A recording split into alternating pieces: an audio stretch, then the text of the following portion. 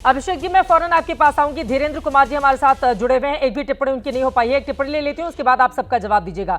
धीरेन्द्र कुमार जी, अब बड़ा सवाल है, नीतीश कुमार के नेतृत्व को 2020 में एलजेपीआर ने नकार दिया था, लेकिन चिराग जी भी बड़ी तारीफ कर रहे हैं, मजबूती से चुनाव मैदान में जा रहे हैं और लीडरशिप को लेकर बार बार नीतीश कुमार के क्वेश्चन यहाँ पर किया जा रहा है। धीरेन्द्र जी, आपको भी लगता है कि लीडरशिप में परिवर्तन होगा जेडीयू में आगे आने वाले वक्त में?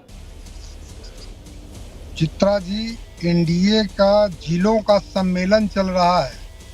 31 जिले में हमारे प्रदेश अध्यक्ष घूम घूम कर एनडीए के सभी कार्यकर्ताओं के सामने कहा है कि 2025 225 फिर से नीतीश। ये नारा तो आम हो गया है, ये तो हमारे पार्टी का दिया हुआ नारा है। और ये मुख्यमंत्री के चेहरा पर अब सवाल कहाँ है? हम तो बिहार के 13 करोड़ लोगों के चेहरा पे चुनाव लड़ रहे हैं, जिसके चेहरे 2005 के पहले से हंसी गायब हो गई थी, जो असमंजस में जी रहे थे। और ये लाडले मुख्यमंत्री पर तंज कस रहे हैं। आदरणीय मुख्यमंत्री जी लाडले क्यों नहीं हो सकते हैं? बिहार ही वो पहला राज्य है जहां अब पंचायतों में 50% आरक्षण मिला हमारी लाडली बहनों को। साइकिल से स्कूल जाना प्रारंभ किया, शिक्षा का स्तर में इतना उठाव आया है। और तब ऐसे भाई को जो मुख्यमंत्री ने सुविधा दिया है, अगर उसको आदरणीय प्रधानमंत्री जी ने लाडला शब्द कहा है तो ये पच नहीं रहा है। और आरोप भी कौन लगा रहे हैं? जिनका खुद परिवार आरोपी है और सजा याफ्ता है, उनके आरोप पर क्या जवाब देना? और कांग्रेस पार्टी, इससे ज्यादा मैं दोषी मानता हूं कांग्रेस ने भी ये हाल को करने में कोई कोर कसर नहीं किया था। आज बिहार में जो भी 90 से लेकर 2005 तक हुआ है, पूरा का पूरा इनका सहभागिता आधा से आधा कांग्रेस का रहा है। तो ये लोग दोनों तो एक सिक्का के दो पहलू है, बल्कि एक सिक्का नहीं कहेंगे, दोनों खोटे सिक्के के एक ही पहलू है। और इनको बिहार के लोग तो खूब अच्छे से जान रहे हैं, या कांग्रेस हो या राष्ट्रीय जनता दल हो, इनको। और हम बता रहे हैं कि अप्रासंगिक लालू प्रसाद जी, चित्रा जी हो चुके हैं तेजस्वी जी के लिए, क्योंकि उनके पोस्टर में उनका चेहरा हटा दिया गया है। लेकिन हम लोग नहीं उनको भूलेंगे, जो बिहार को जिस ढकेला है गर्त में। हम लोग आदरणीय लालू प्रसाद जी के किए कारनामों को जन जन तक पहुंचाते हैं और आने वाली पीढ़ी को भी बताते हैं कि जिस तरह से बिहार को पीछे कर दिया, पर कैपिटा इनकम को अभी हम लोग उसको राष्ट्रीय स्तर पर लाने में जितना परिश्रम करना पड़ रहा है। अरे कब तक परिश्रम करते रहेंगे धीरेन्द्र कुमार जी? 2005 से नीतीश कुमार ही मुख्यमंत्री हैं। जीतन राम मांझी के छोटे से कार्यकाल को हटा दे तो, और वो भी उन्हीं की पार्टी के थे। पार्टी तो वही रही है ना। अगर मुख्यमंत्री की कुर्सी किसी एक पार्टी के पास रही है तो बताइए कौन सी पार्टी रही है? वो नीतीश कुमार ही रहे हैं या उनकी पार्टी से जीतन राम मांझी रहे हैं? बाकी तो कोई नहीं बना ना। अब बीजेपी आरजेडी के लोग खुश होते रहे डिप्टी सीएम बन के, लेकिन नीतीश चेहरा रहे हैं। और उसके बावजूद अगर पिछले 20-25 सालों में आप उस तरह से डेवलपमेंट नहीं कर पाए हैं तो पलट कर पूछा जाएगा ना, कितने और साल चाहिए आप लोगों को?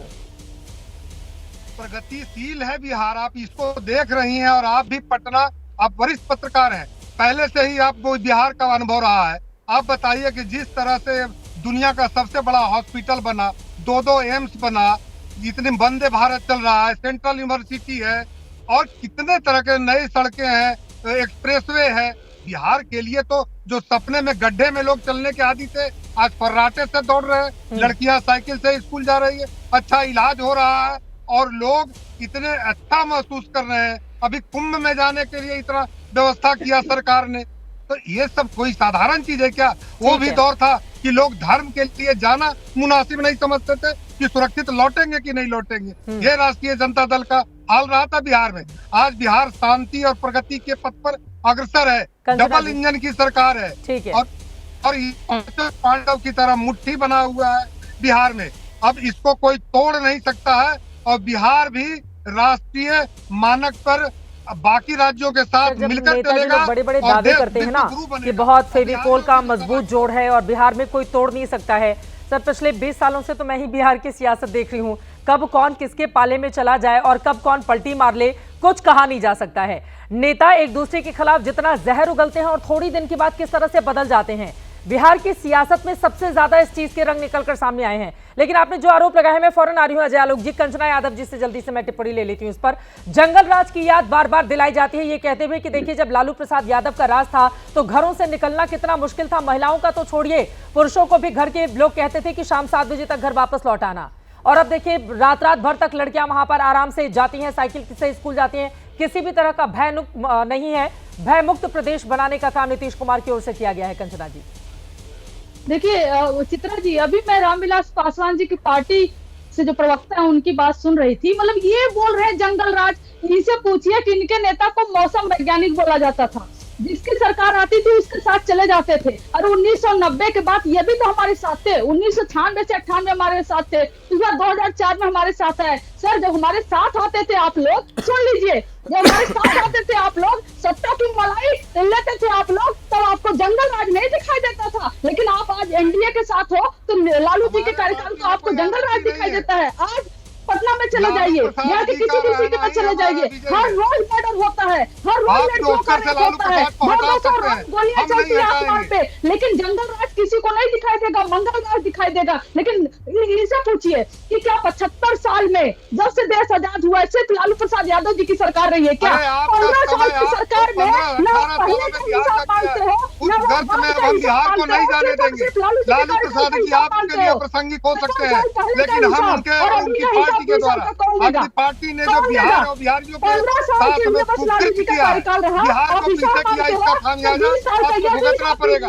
आपका एमवाई का मतलब सिर्फ मेरा होता है, सिर्फ लालू का परिवार बढ़ा, बिहार नहीं बढ़ा। सत्ता में रहकर कुर्सी से समझौता करने माई समीकरण में आपने ढोंग किया है।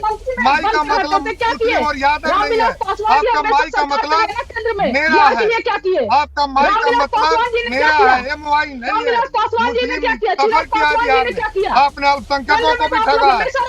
हमारे पार्टी का एमवाई का मतलब एक करके बात रखेंगे तभी समझ में आएगा ना, दोनों लोग बोलेंगे कैसे समझ में आएगा सर। हाँ, मैं तो बस मैंने जो रिसर्च निकलवाई हुई है, मैं तो एक दूसरे के लिए जो बयान आप लोगों की ओर से दिए गए थे वही देख रही हूँ और सोच रही हूँ कि राजनीति का चरित्र बिहार का कैसा है। लेकिन वो कह रहे हैं जब सत्ता की मलाई आप लोग खा रहे थे उस पर भी जवाब दे दीजिए धीरेन्द्र कुमार जी, तब तो साथ ही में थे ना, आज आपको जंगल राज दिखाई देता है।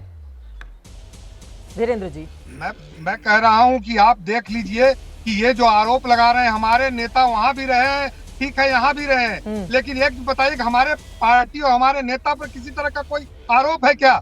ये एमवाई का नारा देकर के सत्ता में आए मुस्लिम और यादव, लेकिन यहाँ पर ये अंग्रेजी समझते हैं। एमवाई का मतलब माई बोलते हैं, मेरा परिवार, मेरा बेटा, मेरा बेटी, मेरा साला।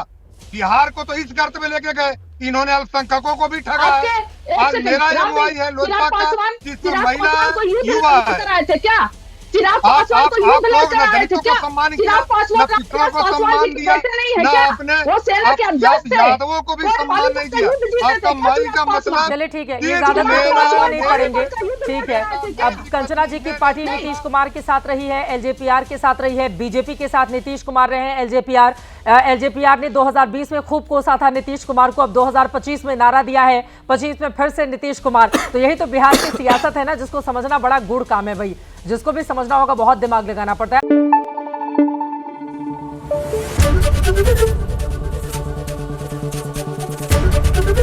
एबीपी न्यूज आपको रखे आगे।